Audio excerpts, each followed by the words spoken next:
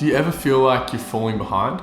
Like everyone else around you is leveling up, new jobs, relationships, career milestones, and you're just kind of existing? If you've ever thought, I should be further ahead by now, then this video is for you. Because today we're breaking down why that feeling is complete BS and why you're actually doing so much better than you think. Let's talk about this underlying idea that we're all basically supposed to follow the same path. Graduate by 18, pretty much have your degree done by 22, successful career by about 25, should be married by 30. Who made these rules? Because when you actually look around, you'll realize that some of the most successful people and people you look up to didn't actually follow this at all. Steve Jobs, classic example for so many things. He dropped out of college. Colonel Sanders of KFC, he started KFC when he was 62. That's worth thinking about because your timeline is yours and life isn't a race. And even if it was a race, no one's finish line would be the same. And even more on that, you actually wouldn't know where your finish line exactly sits. So on that, could the way we actually measure success not be on trying to be validated by external things, validate from other people,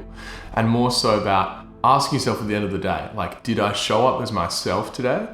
And did I do my best? Because I think that will get you close at the end of the day to the true goals that are underlying everything for us in life, like feeling good, happiness, and feeling like you leave something behind by serving other people in some way. And here's the real problem, which I also think is at the same time potentially the solution. Social media makes it look like everyone else has it all figured out. You'll see someone younger than you or your age, traveling the world, having bought a house, printing money online, and suddenly you feel like you've done nothing. But of course, you don't actually see the struggle that it took them to get there, the amount of time that may have taken as well, the years it could have amounted to, and the privilege that may have been given right at the start, which is very different to yours. Comparison absolutely is the thief of joy. And if you're spending so much time looking at what other people are doing without being aware of these things, then you're setting yourself up for a lot of disappointment and a lot of feeling of isolation and being behind. And it's something that I've tried to deal with. I feel hypocritical in some sense when I'm posting online and sharing my journey. I guess that's the key really. I'm trying to make sure I share the journey as a whole. I started vlogs right at my lowest. I filmed throughout my low points to then, I guess, ideally show you the success, but only with the context. Help you see, I guess, more so that you can feel a bit more seen that those low points are things that I've felt as well. And it's all a part of the journey of going somewhere great. But when all you're exposed to just constant reels and bits of footage of people just so successful without the context, that's such a recipe for thinking that they have been in the same story as you and just done better. And that can make you wonder, like, what is it that I'm doing wrong? And why am I so far behind? When again, you're not actually behind at all. You're on your own path. So what are some strategies? What can you do when that feeling creeps in? That feeling of shit, I'm behind, or what's happening? What am I doing with my life? One really simple thing you can do, which is at the same time not easy, is to unfollow the noise. So choosing to not look at those things or choosing to unfollow an account that's actually just causing drama. And drama, that's a key word for me, like those accounts that I'm also just spreading negativity and a mob mentality online. It's not serving anyone and it's not gonna make you feel any better or make you feel any more comforted or seen when it's just negative energy. It's made to isolate people, it's made to draw people apart, and that's exactly what it does, and it'll make you feel more separated from others. So identifying the content that maybe you binge that doesn't make you feel great, really, or maybe it does just in the moment but then leaves you feeling a bit alone, then that should be something that maybe you consider removing yourself from and making that hard decision and seeing how much better you actually might become from removing yourself from that negative energy. And write your own definition of success. Like, actually try and come up with the number of enough. What might be a financial goal you actually realistically want to go for that's going to make you, hopefully, like ideally, be the number that's going to set you free or make you feel happy or be enough for you. And not just looking at people in Dubai, on boats and in high rises, and think that that's what you need to go for. Like, what is success to you? Because if you keep thinking success is somewhere else, then no matter how well you do, no matter how actually successful you're becoming, you're not going to even see it. And what's the point of success if you can't actually notice it in the first place, other than maybe helping some people out? If you're still depressed through that, then you haven't found success in any form. And take the pressure off. As number 3, take the pressure off. You're so young, you don't need to have a perfect plan. You just need to start. You need to look at the next step in front of you and where you're at right now. Like a great framework to help with anxiety that I heard a while ago, which just brings clarity essentially, is asking yourself 3 questions. What is it that I need to do right now? What was the next step after that? What's the immediate next step? And then what's my end goal? So maybe it is when you're feeling left out or you're struggling and wondering, what the fuck am I doing with my life?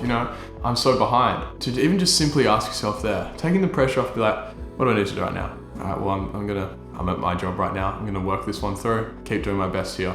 Awesome, what's next? Maybe I'll be going home, working on a little side hustle, or just taking some time to relax and enjoy the time I've got, or go for a run. Because those are the things that matter at the end of the day, aren't they? Like being able to do those things. So if you're still able to find the time to do those things that make you feel good and make you happy and help other people, then that's the thing you can focus on for a bit. And that's not to say don't have those big goals, but just to realize that you still have those things right now and that you can focus on them and choose to really let those be a source of happiness to help you positively go up instead of with that fuel of fear, which doesn't really last, but instead have that beautiful positive motivation. And then you can have that with your end goal and asking yourself again, like, what's my true north? What am I going for here? Where do I want to be in 10 years? And then you can kind of make little adjustments to what your next step is based on that. And just see it as little things, see it as little steps, because again, if you're 40, I think the thing that you'll be wishing for the most at that point, no matter how successful you are, is to be where you are right now, at the young age that you're at.